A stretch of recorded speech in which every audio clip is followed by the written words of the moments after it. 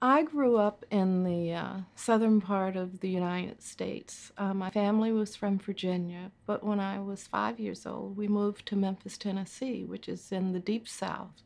And it was during a time that racial segregation was enforced by law. So I grew up in this segregated society where blacks were relegated to a very second-class citizenship. The schools were segregated. We could go to the zoo only on Thursdays. We rode at the back of the bus. And those were the conditions under which my parents tried to still teach us that we were valuable human beings. So when I was a child, the civil rights movement had continued to work for change in the U.S. That movement actually began back in, I don't know, in the 1800s when 4 million black people were enslaved in this country. And even during slavery, there was resistance. But after the Civil War, which freed the slaves, black people were still relegated to a very oppressed condition in the country. When black soldiers began returning to the U.S. after the Second World War, the modern civil rights movement really began. Those men had had experiences outside of the United States that led them to understand that they were full human beings. And having fought for their country and having fought for democracy, they felt they deserved democracy for themselves and their families at home. And so that really helped motivate the modern civil rights movement.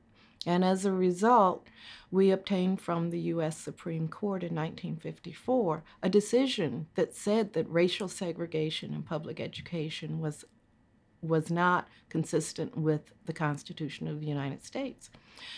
But to obtain a court victory is one thing, and to implement it in the real world is another. And so our 9-member Supreme Court could make a wonderful decision like that, but it took ordinary people to make that decision meaningful. So I was one of the children in the 1960s who desegregated the previously all-white schools. And so in 1966, and it took from 1954, mind you, this decision, but then in 1966, it takes a real person to go into that all-white school as the only black student. And there were many of us who did that all over the South, but I was one of those children. And so that, I think, began my activism. And it was a difficult year. There were only 2 students who spoke to me during that year, but we had instilled in us such a sense of claiming our rights that I'm very proud to say that I was on the honor roll every semester of that very difficult year. From there, I continued my activism as a college student. I attended a predominantly white school in Minnesota. I'd never been in Minnesota in my life, but again, this was an opportunity that came from the civil rights movement and from the struggles of our people. And so I took that opportunity and became involved there in the Poor People's Campaign, which was Dr. Martin Luther King's last campaign. And it was a campaign in which he really brought together his understanding of the connections between racial injustice and economic injustice. And so as a college student, I was involved in supporting the Poor People's Campaign. Dr. King was killed in Memphis, Tennessee, in my hometown. And it was right before spring break when I was in college. And so I returned home because school was out for the spring break. And unlike other years, my mother did not come to the airport with my father to meet me. And I didn't fully understand why, except that when my father and I then drove from the airport back to our home, the streets were empty except for the military presence. And these were, it was a shocking experience for me because there were no people on the streets, but the streets were filled with military trucks and soldiers with weapons and bayonets, and that's what we had to drive through to go home. And there was a march in Memphis after Dr. King was killed to support the economic campaign that he had launched there. And it was a campaign representing those people who were at the bottom of the economic ladder in Memphis. We called them garbage men. And these were black men who picked up the trash and refuse in the city. And it was such a remarkable experience because the theme of the campaign spoke to the insult of their position in life. The theme, the placards that we carried in that march simply said, "I am a man." And that's what the civil rights movement has been about, and that's what I think the human rights movement is all about. I am a man, or I am a woman, but it's a courageous quest for dignity.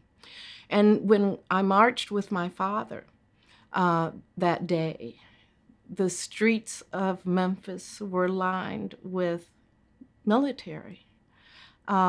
It was shocking to feel that in my own country, the entire street was lined with soldiers standing shoulder to shoulder with their weapons in front of them and with bayonets affixed to the rifles. Well, who were the bayonets for? My father and me in our own country.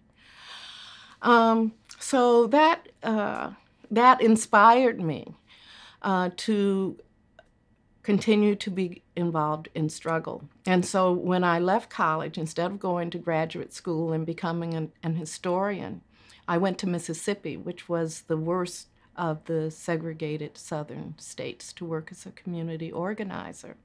And from that experience, I saw the value of law. There was an organization working in Mississippi called the Lawyers Committee for Civil Rights Under Law. And I came to see that we could use the law to make changes. And I saw that it took a coming together of legal change and community activism and activists to make legal changes reality. And I went to law school with an understanding that I wanted to be a civil rights lawyer and to practice as a lawyer being in service to community and being in service to a movement for justice. And it was while I was in college that I became, out of this understanding of race, became aware of the feminist movement. And that was another kind of growth in understanding the connections of oppression. And so when I finished law school, I did go to Mississippi. I became an attorney with the Lawyers Committee for Civil Rights Under Law and engaged in litigation to challenge voting rights discrimination.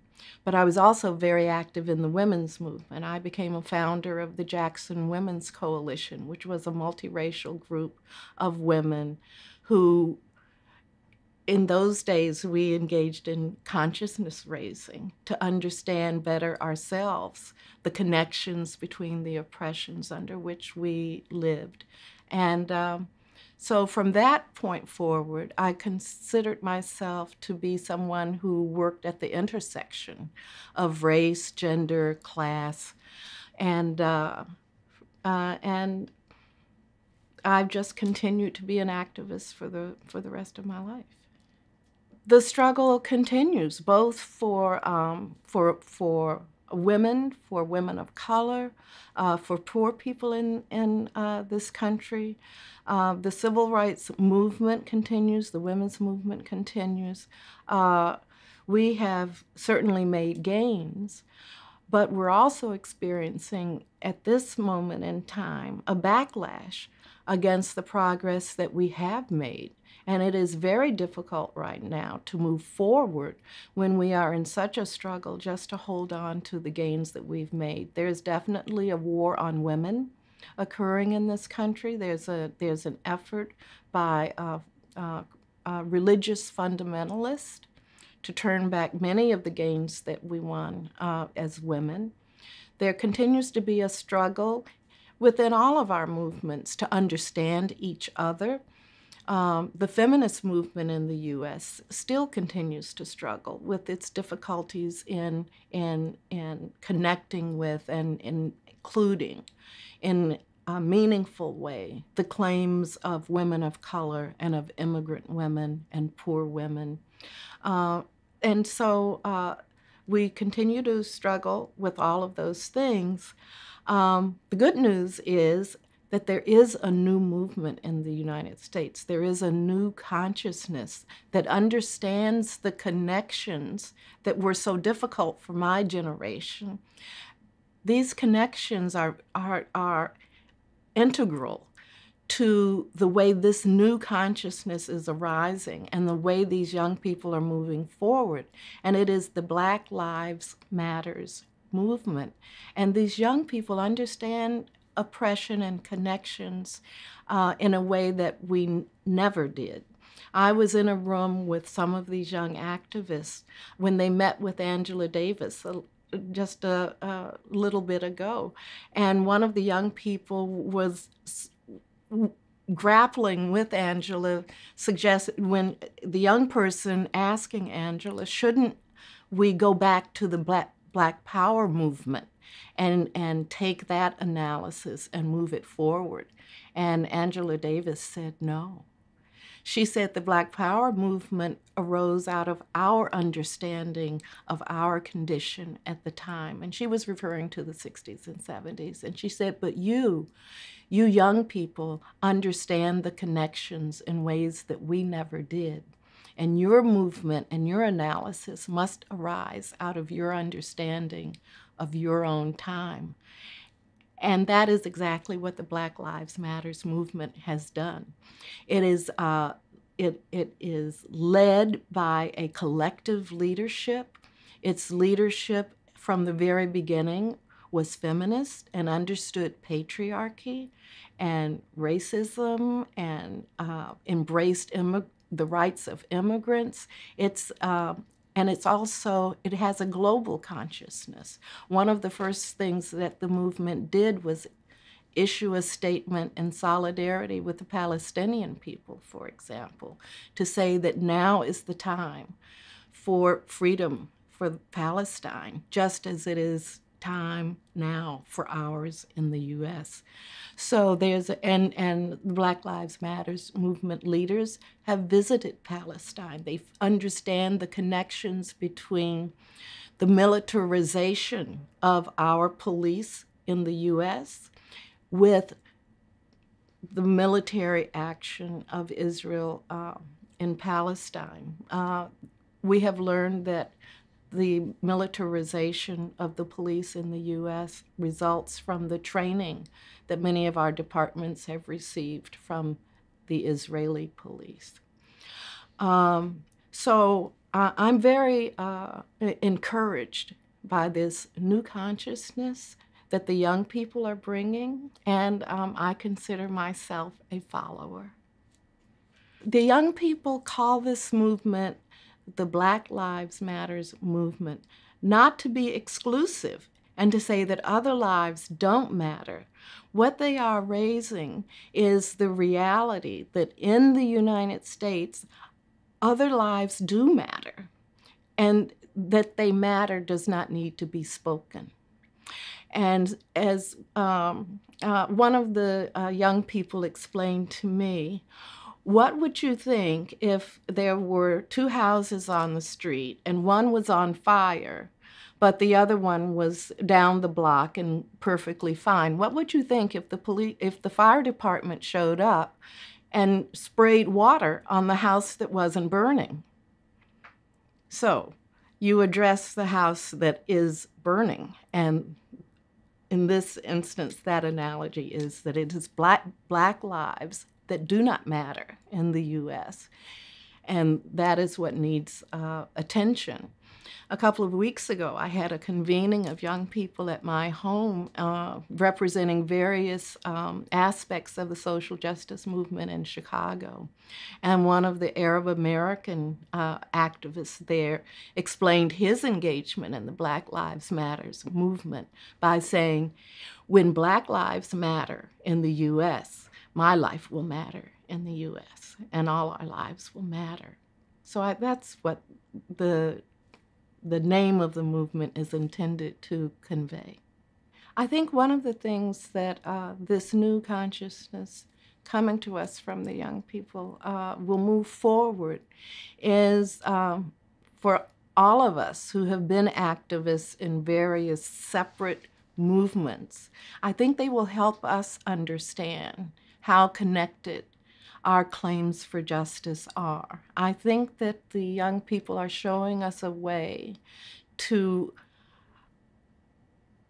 ground our work in a comprehensive understanding of how our situations are connected. For my generation, the social justice movements in the U.S. were very fragmented.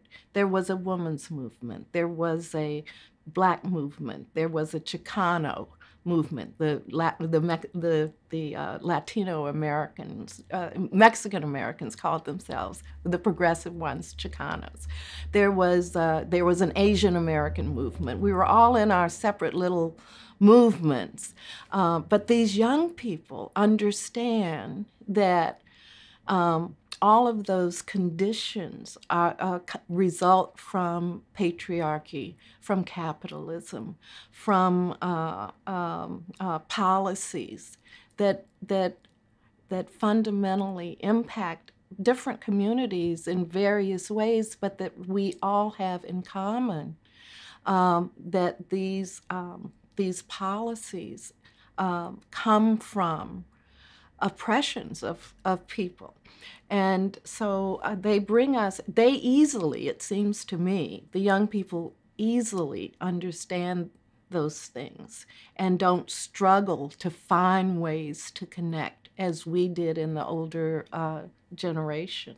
And so I think we have a lot to learn from them. And they began their movement with an understanding of the global connections. I mean, I use Palestine as an example, but they understand the connections so much more around the world, not just with Palestine. And they're using the technology to communicate with each other.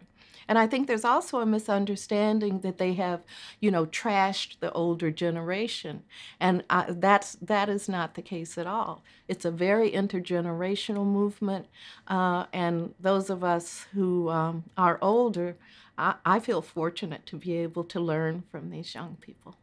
I think these young people see a world that is so transformed. I believe they have a vision of a just world. I think they understand that we need to transform our economic system.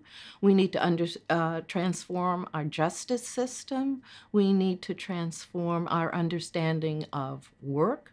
We need to transform our fundamental understanding of the relationships between men and women. We need to make space for a new understanding of sexuality. Some of the leaders in the Black Lives Matter movement are transgender.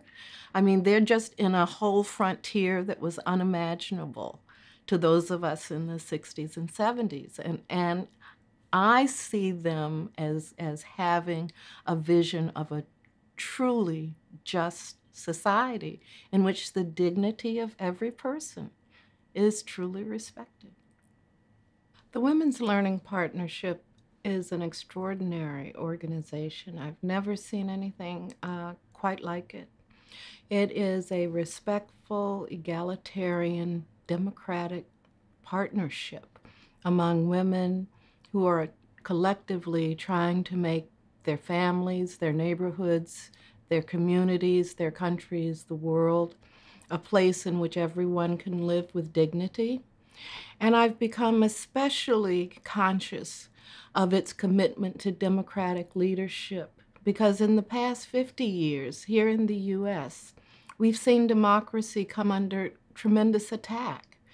And there have been efforts by those to exclude immigrants from our community here in the United States. There's been mass incarceration of Black people. There's been a war on women. All of these anti-democratic efforts have made me very conscious of how precious democracy is. We have Christian fundamentalism here in the United States that again is attempting to undermine democracy. So to be involved with an organization that is truly devoted to democratic principles and practices and actually to live in that democracy, that's what Women's Learning Partnership is doing, and it's showing us how we could live in the world.